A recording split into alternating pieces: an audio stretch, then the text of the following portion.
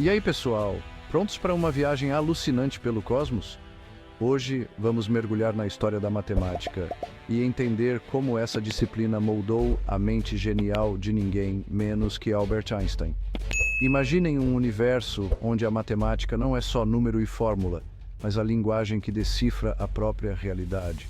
É nesse cosmos que Einstein navegou, usando a matemática como um telescópio para desvendar os segredos do espaço, tempo, gravidade e até da luz. No comecinho do século XX, a física clássica era tipo o rei da cocada preta. Ela dominava o entendimento do universo, explicando desde o movimento dos planetas até a queda de uma maçã. Mas, no horizonte da ciência, uma baita tempestade se aproximava. Fenômenos estranhos e inexplicáveis começaram a surgir, desafiando as leis estabelecidas. A física clássica não conseguia explicar algumas coisas sobre a luz, principalmente o efeito fotoelétrico. Esse efeito mostrava que a luz, ao incidir sobre certos materiais, liberava elétrons de uma maneira que as teorias clássicas não conseguiam prever. Em 1905, publiquei um artigo revolucionário que desafiou a ideia da luz como uma onda contínua. Esse artigo foi um dos 4 que publiquei naquele ano, conhecido como o Annus Mirabilis, ou Ano Miraculoso. Propus que a luz também age como um punhado de partículas, os quanta de luz, que depois ficaram conhecidos como fótons. Essa ideia era radical e mudou completamente a forma como entendemos a natureza da luz. Essa ideia, que me rendeu o Prêmio Nobel de Física em 1921, foi a base para a física quântica. O reconhecimento veio não só pelo efeito fotoelétrico, mas pela abertura de um novo campo de estudo. A teoria quântica da luz não só revolucionou o jeito que a gente entende a luz, mas também abriu caminho para tecnologias como lasers e células fotovoltaicas. Hoje, essas tecnologias são fundamentais em diversas áreas, desde a medicina até a geração de energia sustentável. A física quântica continua a evoluir, trazendo inovações que moldam o futuro. Computadores quânticos, por exemplo, prometem resolver problemas complexos que os computadores clássicos não conseguem. A jornada que começou com a luz e os fótons ainda está longe de acabar. 1905, meu Annus Mirabilis, o ano dos milagres. Publiquei outro artigo que ia virar o jogo, a teoria da relatividade especial. Esse foi um ano de intensa criatividade e descobertas que mudariam para sempre a nossa compreensão do universo. Eu estava imerso em pensamentos profundos, questionando as leis da física que eram aceitas até então. Imaginem um universo onde o tempo não é aquela coisa certinha, mas se curva e se estica com a velocidade. O tempo, que sempre pensamos ser constante e imutável, na verdade, é flexível e pode ser influenciado pela velocidade e pela gravidade. Isso significa que 2 observadores, movendo-se em velocidades diferentes, podem experimentar o tempo de maneiras distintas.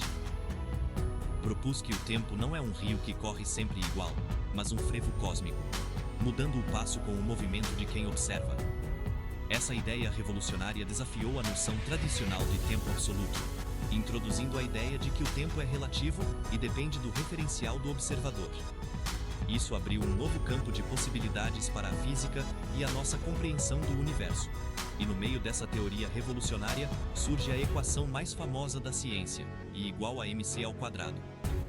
Essa equação simples, mas poderosa, encapsula a ideia de que a energia e a massa são intercambiáveis. Ela sugere que uma pequena quantidade de massa pode ser convertida em uma enorme quantidade de energia e vice-versa.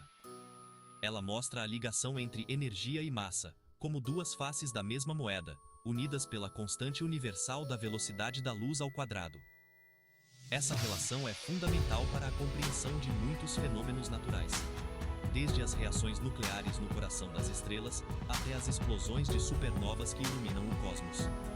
A relatividade especial não só revolucionou o que a gente sabe sobre espaço e tempo, mas também abriu portas para novas áreas da física, como a cosmologia moderna e a física de partículas. Ela nos permitiu explorar o universo em escalas nunca antes imaginadas, desde o infinitamente pequeno até o infinitamente grande. A teoria da relatividade especial continua a ser uma pedra angular da física moderna, influenciando pesquisas e descobertas até os dias de hoje. Em 1905, não fiquei só na relatividade e na física quântica. Mergulhei de cabeça em um mistério que intrigava os cientistas há tempos: o movimento browniano. Imaginem grãos de pólen na água, dançando sem parar, sem motivo aparente. Propus que esse movimento era causado pelos choques das partículas visíveis com as moléculas de água, pequenininhas e invisíveis. Minha explicação matemática para o movimento browniano deu força para a ideia de átomos e moléculas, que ainda era questionada na época. Minha teoria não só resolveu um mistério antigo, mas também consolidou a teoria atômica da matéria. A física quântica, que o próprio Einstein ajudou a criar, era cheia de mistérios e coisas que não faziam sentido. Uma delas era a dualidade onda-partícula, a ideia de que a luz e a matéria podem agir como onda ou partícula. Albert Einstein. Era como se a natureza estivesse brincando de pique-esconde com a gente, mostrando ora a onda, ora a partícula, mas nunca as duas juntas. Einstein, com sua mente brilhante, sacou a importância da dualidade onda-partícula. Ele defendia que essa dualidade não era um erro da teoria, mas um reflexo profundo da natureza quântica. Albert Einstein. A dualidade onda-partícula desafiou a visão clássica, que separava o mundo em ondas e partículas. Em 1905, meu ano de ouro, publiquei um artigo que ia mudar tudo o que a gente sabia sobre luz e matéria. Esse artigo não só desafiou as ideias estabelecidas, mas também abriu novas portas para a compreensão do universo. A explicação do efeito fotoelétrico. Esse fenômeno intrigante, onde a luz parecia ter o poder de liberar elétrons de uma superfície metálica, precisava de uma nova abordagem. Imaginem um feixe de luz em cima de um metal. Não é apenas uma simples iluminação. É uma interação complexa e fascinante. Em algumas situações, a luz consegue arrancar elétrons da superfície do metal, como se estivesse literalmente empurrando-os para fora. Como se a luz fosse um monte de bolinha de gude batendo nos elétrons e jogando eles para fora. Cada partícula de luz, ou fóton, carrega energia suficiente para deslocar um elétron. O efeito fotoelétrico, descoberto por Heinrich Hertz em 1887, era um enigma para a física clássica. Hertz observou que certos metais emitiam elétrons quando expostos à luz, mas a explicação para isso não era clara. A teoria ondulatória da luz não explicava por que a emissão de elétrons dependia da frequência da luz, e não da intensidade. Isso significava que a luz de alta frequência, como a luz ultravioleta, podia liberar elétrons, enquanto a luz de baixa frequência, como a luz vermelha, não podia, independentemente de quão intensa fosse. Einstein, mais uma vez, revolucionou a física, explicando o efeito fotoelétrico usando a teoria quântica da luz. Ele propôs que a luz era composta de pequenos pacotes de energia chamados fótons. Cada fóton tinha energia proporcional à sua frequência. Quando um fóton colidia com um elétron, ele transferia sua energia para o elétron, permitindo que ele escapasse do metal.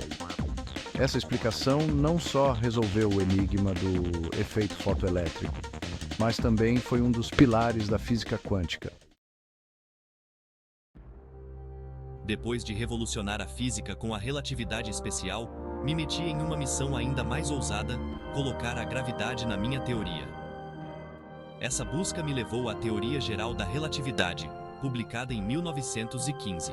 Imaginem um universo onde a gravidade não é uma força que age de longe, mas uma distorção do próprio tecido do espaço-tempo.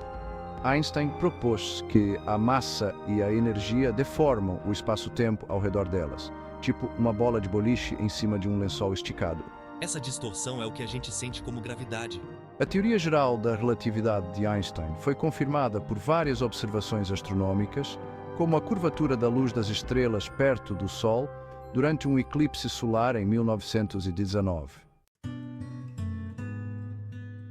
Einstein, sempre em busca de desvendar o universo, Também trabalhou com o físico indiano Satyendra Nath Bose em uma descoberta incrível, o condensado de Bose-Einstein.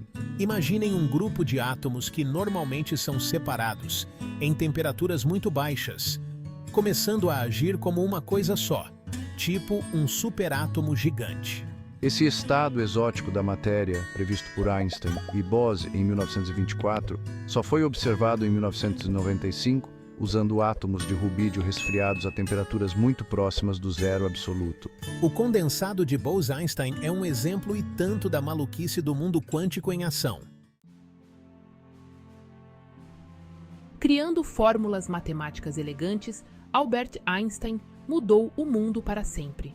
A gente ainda lembra das tragédias de Hiroshima e Nagasaki, tristes lembranças do poder da famosa equação I igual a mc ao quadrado. Mas o legado de Einstein vai muito além das bombas. Sua busca incansável para entender o universo, usando a matemática como ferramenta, revolucionou a física e inspirou várias gerações de cientistas. Einstein ensinou a gente a questionar, duvidar e sonhar com um universo muito maior e mais fascinante do que a gente podia imaginar.